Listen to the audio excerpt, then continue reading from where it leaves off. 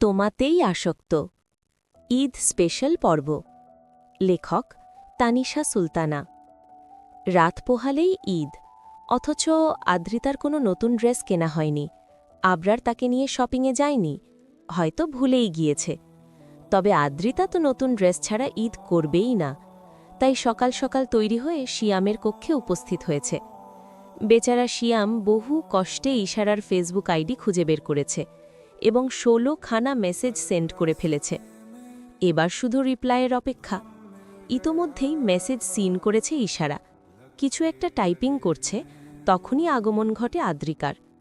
বড়ই আবদারের স্বরে বলে, বড় গাধা, চলো মাকে শপিংয়ে নিয়ে যাবে। কেমন কেয়ারলেস ছেলে তুমি!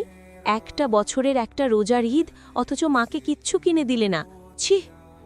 শিয়াম গোল গোল নয়নে টাকায় আদ্রিতার পানে। এই ছিল কপালে?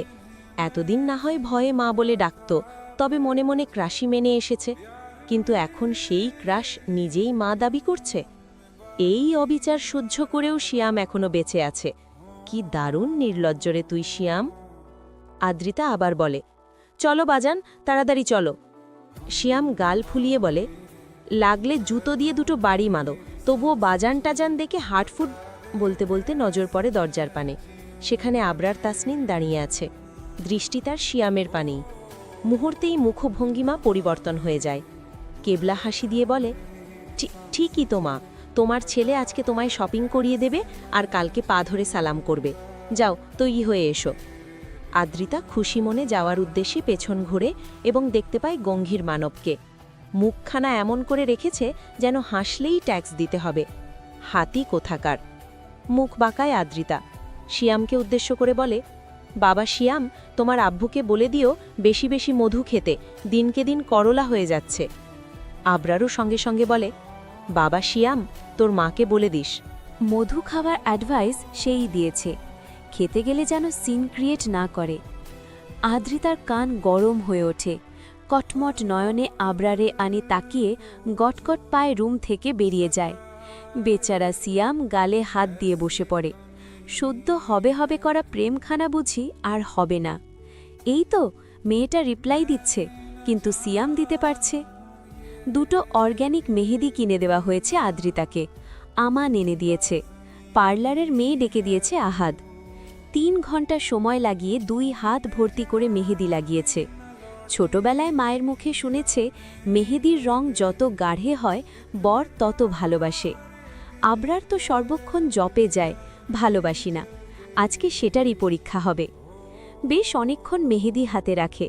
যখন ঝরঝর করে ঝরে পড়ে, তখনই তাওয়াতে দারচিনি গরম করে তার ভাপ নেয় এবং সরিষার তেল দিয়ে হাত ভিজিয়ে মেহেদি তুলে ফেলে। ঘণ্টাখানেক পরে একদম টকটকে লাল হয়ে ওঠে মেহেদির রং। আদ্রিতা খুশিতে লাফিয়ে ওঠে। খুশিটা শেয়ার করার জন্য সিয়ামের কক্ষে যায়। সিয়াম সবেই ইশারাকে কল করেছে।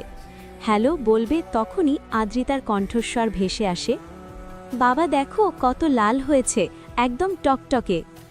ইশারা সেটা শুনতে পায়। আপনার মেয়ে আছে? সিয়াম শুকনো ঢোক গেলে কিছু বলার জন্য মুখ খোলে, তখনই ইশারা পুনরায় বলে ওঠে, বেয়াদ্দব বুইরা বেড়া, বউ আছে মেয়ে আছে, তারপরে অন্য মেয়েদের সাথে নিকনিক করতে আসিস? তোকে সামলে পেলে মেন পয়েন্টে লাথি মেরে মেশিন অকেজো করে দিব, শালা, ফোন রাখ। কল কাটে ইশারা। সিয়াম কাঁদো কাঁদো নয়নে আদ্রিতার পানে তাকায়, তবে তাকে দেখতে পায় না। ফুরুত করে চলে গিয়েছে আবরারের কাছে। আবরার ল্যাপটপে অফিসের কাজ করছিল। তখনই আদ্রিতা আসে। আবরারের সামনে নিজের হাত দুটো মেলে ধরে বলে, দেখুন কত লাল হয়েছে। আবরার দেখে, পরপরই নজর রাখে ল্যাপটপে। 2 আঙুল কিবোর্ডে চালাতে চালাতে বলে, হোয়াট? আম্মু দলে মেহেদির রং যত গাঢ়ে হয় বর তত ভালোবাসে। আপনি আমাকে ভীষণ ভালোবাসেন, সেটাই দেখালাম। আবরারের কপালে ভাঁজ পড়ে। পুনরায় তাকায় আদ্রিতার হাতের দিকে। সত্যিই বেশ লাল হয়েছে। সড়ক কাজ করছি। আদ্রিতা দীর্ঘশ্বাস ফেলে।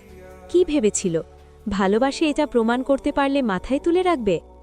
আদু তুই সত্যিই বোকা রানী, সাথে ন্যাকা রানী। পুরো গল্প পেতে সাবস্ক্রাইব করে পাশে থাকবেন। আর হ্যাঁ, পরের গল্প কোনটা চাই কমেন্ট করে জানান।